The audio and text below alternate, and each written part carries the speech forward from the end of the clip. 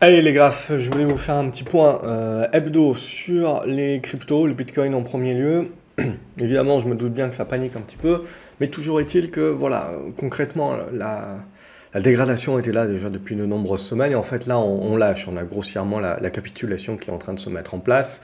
On a cassé l'ancien point bas qu'on avait de janvier ici, et donc cette zone des 30 000 semble toute indiquée. Alors après, ce qui va nous intéresser, c'est de savoir un petit peu comment on va construire. Alors bien sûr, il devrait y avoir du rebond technique. Alors on a une zone de soutien ici déjà sur cette zone des 32 000. Hein. Bon, ça dépend ensuite comment on veut voir les choses. Hein. Si on veut se dire que là, par exemple, sur ces obliques-là, on annule.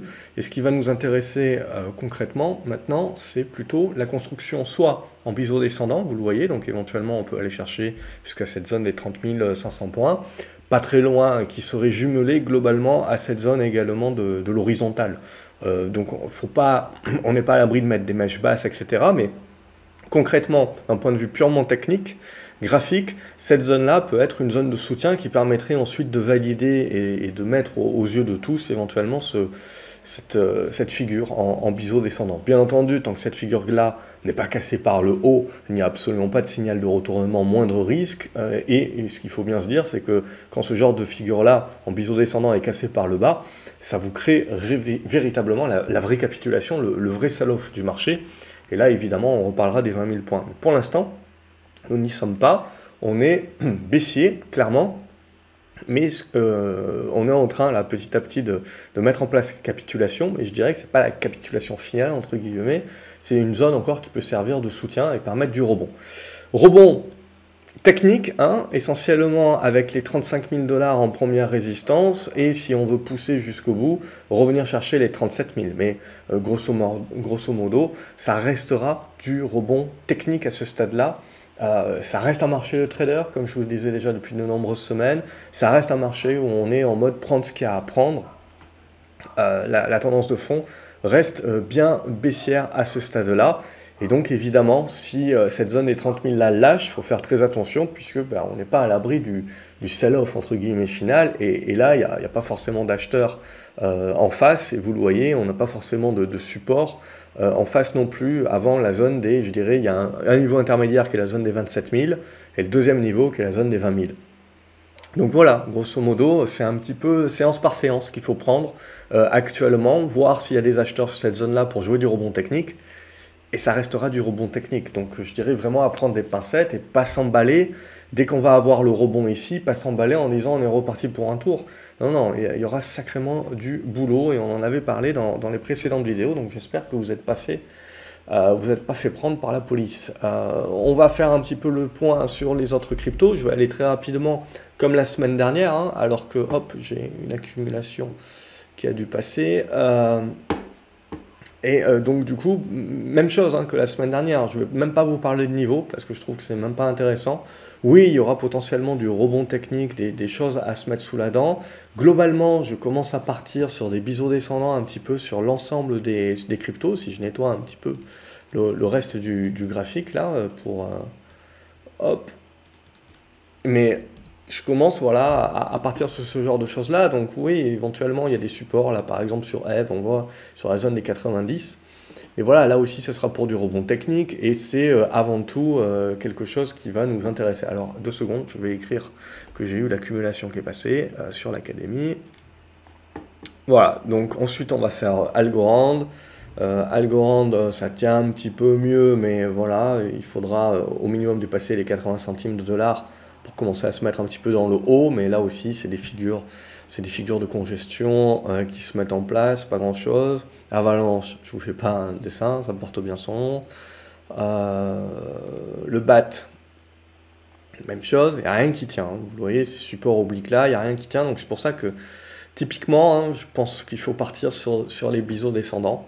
Et donc c'est ça qui peut éventuellement nourrir les rebonds techniques, mais comme je vous l'ai répété, hein, c'est que du rebond technique à ce stade-là. Il ne faudra vraiment pas s'emballer, c'est vraiment pour du trader de court terme.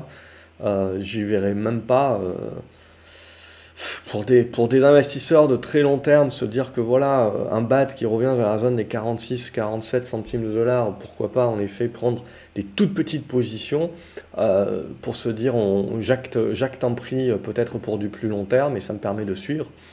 Mais c'est tout, hein. Là, on est vraiment en train de capituler, hein. Même chose sur le Binance Coin, on voit les obliques là, ça lâche, on ne fait pas dans la dentelle. Alors, on est en train de revenir sur des niveaux de support qui peuvent éventuellement permettre des rebonds techniques, mais il faut être très méfiant parce que vous pouvez avoir les rebonds techniques, et si ces rebonds techniques-là sont très faibles, ils peuvent repartir derrière avec un deuxième coup de semence, hein. De toute façon, c'est exactement la même chose qu'on a sur les valeurs spéculatives et les valeurs du Nasdaq, hein. On a une corrélation actuellement qui est absolument parfaite, hein, à partir du moment où les liquidités sont en train un petit peu de se barrer.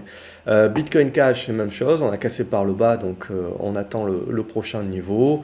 Cardano, même chose, on casse une nouvelle fois par le bas. La zone qui peut être intéressante éventuellement, c'est la zone des 54-55 centimes de dollars. Chainlink, même idée, hein, je commencerai à partir sur du biseau descendant, là aussi.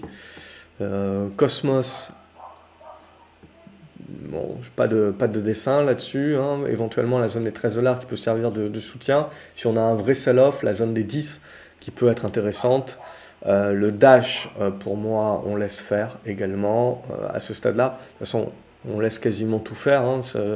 Si on veut vraiment faire du moindre risque, il n'y a vraiment pas grand-chose d'intéressant.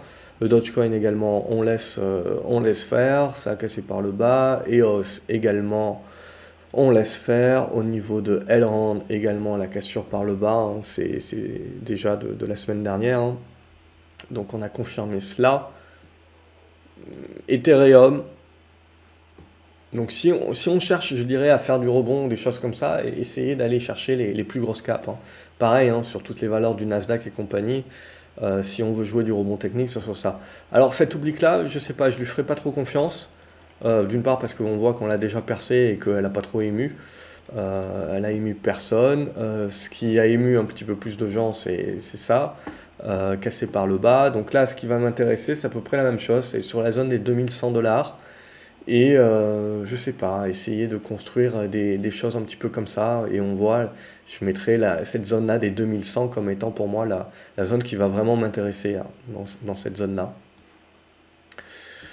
Pour éventuellement, si on souhaite anticiper, bien entendu, pour éventuellement commencer à jouer la capitulation à partir de ce moment-là et essayer d'avoir un prix pour au moins choper un rebond et voir ensuite en fonction de la force du rebond si on accumule un petit peu la position ou si on la laisse tomber. Ethereum classique, même chose, ça casse par le bas. 18 dollars, je dirais, en ligne de mire.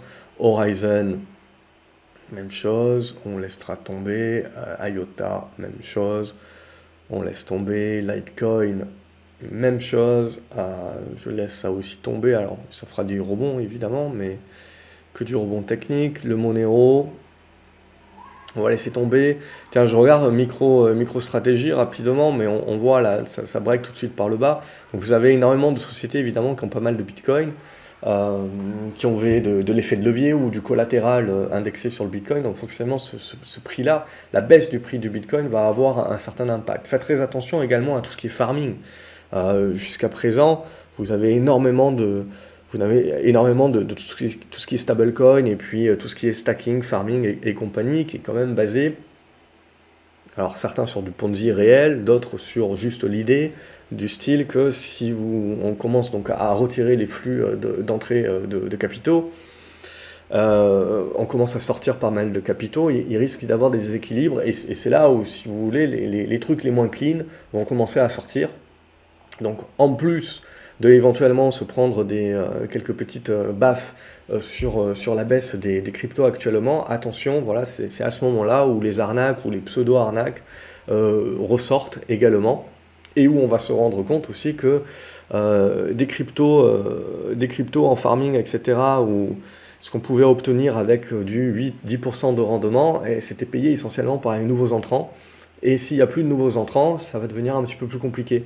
Donc voilà, alors il y a des projets qui sont clean, bien entendu, mais à mon avis, on va découvrir qu'il y a bien 80-90% les trucs qui sont un petit peu moins clean. Là, MicroStrategy, bon, je suis passé en mode action parce que je pense pas qu'il y a autre chose de très intéressant. Voilà, ça casse par le bas aussi, on le voit, les supports tiennent même pas. XRP, on va faire XRP parce qu'il y a pas mal de gens qui tiennent. On avait cette oblique, hein, on avait parlé la semaine dernière, qui je trouvais était pas mal.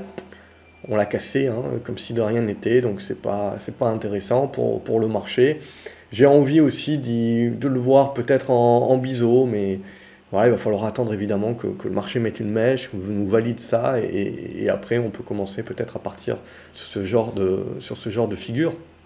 Mais pour l'instant, c'est encore très prématuré et il convient d'attendre que le marché lui-même nous valide un petit peu où est le point bas plutôt que de jouer aux devinettes. Solana aussi, je sais qu'elle est très suivie, mais bon, on a cassé par le bas ici, donc pour moi, il n'y a pas grand-chose à se mettre sur la dent. Là aussi, je vais commencer à partir sur les biseaux. Hein, donc éventuellement, cette zone ici, les 60 dollars. 60, 65 dollars, je dirais, ça peut être une zone d'intervention si on cherche à jouer le rebond. Stellar, même idée, hein, on va partir hop sur du biseau descendant dorénavant. C'est un petit peu le dernier espoir, hein, le biseau descendant. Si ça commence à lâcher par le bas, on se prend vraiment le gros du sell-off dans la figure. Voilà, et globalement, Luna aussi, c'était plutôt costaud jusqu'à présent, mais ça a lâché, donc même chose. Poum poum poum. Tezos, même idée, on laissera faire. Sandbox aussi qui est pas mal suivi. Pareil, je vais partir sur du biseau maintenant. On part sur du biseau surtout, hein. Donc on laisse un petit peu faire le marché et on met quelques alertes éventuellement en se disant que voilà, cette zone des 1,60, 1,70, ça peut éventuellement un petit peu intéresser. Pour au moins du rebond technique, après il faudra voir la force du rebond technique pour se donner une meilleure idée. VeChain, même chose, on laissera tomber. Waves, il y a un rebond aujourd'hui, bon, il y avait une grosse chute, donc c'est un petit peu celle qui surnage un petit peu dans la journée, mais globalement, on est déjà revenu, vous le voyez ici sur le support, ça permet de faire le rebond, ici, voilà, on essaye de stopper un petit peu l'hémorragie. Pas grand chose de plus, sinon si je regarde quelques actions, Coinbase, c'est pas terrible, y a même rien, je dirais, alors comme il n'y avait pas beaucoup d'historique de cours, je dirais qu'il n'y a même rien à se mettre sous la dent, je veux dire, on a même breaké cette oblique ici, vous voyez, vous breakez, vous faites le pullback, poum, partez en sell-off. Sell-off sur Marathon Digital également, voilà, pas grand chose, alors je commençais à prendre quelques petites positions, mais c'est vraiment juste pour le côté spéculatif, jouer du rebond technique, hein, c'est vraiment juste cet aspect-là, puisque bon, on vient de 30 dollars, donc on a perdu quasiment une vingtaine de dollars en ligne droite avec juste des petits rebonds techniques de rien du tout. Donc voilà, donc, après ça peut aller vite, hein, je veux dire, bon, il y a des rebonds qui peuvent se faire de 10-15%.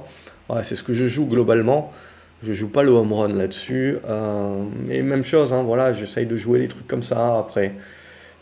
Pour l'instant, ça paraît un petit peu tiré par les cheveux, mais j'ai tendance à penser que c'est ce que le marché est en train de jouer. Maintenant, bien sûr, il va falloir que le marché confirme qu'il joue ça, et il faudra qu'il le confirme en nous mettant une petite mèche basse là où il faut bien, et ça nous permettra de se dire, ok, la figure est validée par le marché, on peut commencer à tenter les accumulations un petit peu avec des repères, et avec des ratios gain-risque intéressants. Donc voilà, globalement, ce qu'on peut dire, hein, sur ce marché, hein, la capitulation est en cours. Je partirai du principe que c'est pas la chute libre où, en gros, on est en mode panique, sell-off, où il y a pas d'acheteur en face. On est en train d'arriver sur des niveaux. On n'est pas encore arrivé, mais on est en train d'arriver sur des niveaux. Donc il y a peut-être encore un petit peu de marge à la baisse, mais on est en train d'arriver sur des niveaux où, logiquement, les acheteurs devraient réagir. Et c'est la force de leur réaction qui va être super importante pour la suite. Et si ça casse comme dans du beurre, il ne faut pas chercher à comprendre, on arrête de jouer aux devinettes, on attend que le marché nous délivre son point bas avec une mèche basse et nous construise quelque chose avant de pouvoir revenir. Mais là, clairement, mis à part jouer du rebond technique sur les biseaux descendants que je vous ai montré, c'est tout, hein, c'est tout ce qu'il y a, donc en mode pur trading. Je vous souhaite une excellente journée. N'oubliez pas de vous abonner à la chaîne, de liker la vidéo, de la partager avec, sur les réseaux sociaux, etc. avec d'autres investisseurs que ça pourra aider éventuellement à voir plus clair. Je pense que petit à petit, de toute façon, ces biseaux-là vont être vus par l'ensemble du marché, ce qui va peut-être renforcer leur soutien. En tout cas, il faut l'espérer parce qu'en dessous, il n'y a pas grand-chose et donc ça peut accélérer un petit peu le schmilblick. Mais comme on est un petit peu connecté au Nasdaq, Nasdaq aussi, je dirais qu'il y a encore une petite marge à la baisse. Il peut encore avoir un petit peu ce côté panique qui peut ressortir. Mais je pense que voilà, on rentrera assez rapidement à 200-300 points près, hein. On n'est plus à ça près, hein, de toute façon maintenant, dans une zone, je dirais, d'achat pour du trader. Excellente journée à vous les graphes et à la prochaine. Courage, salut.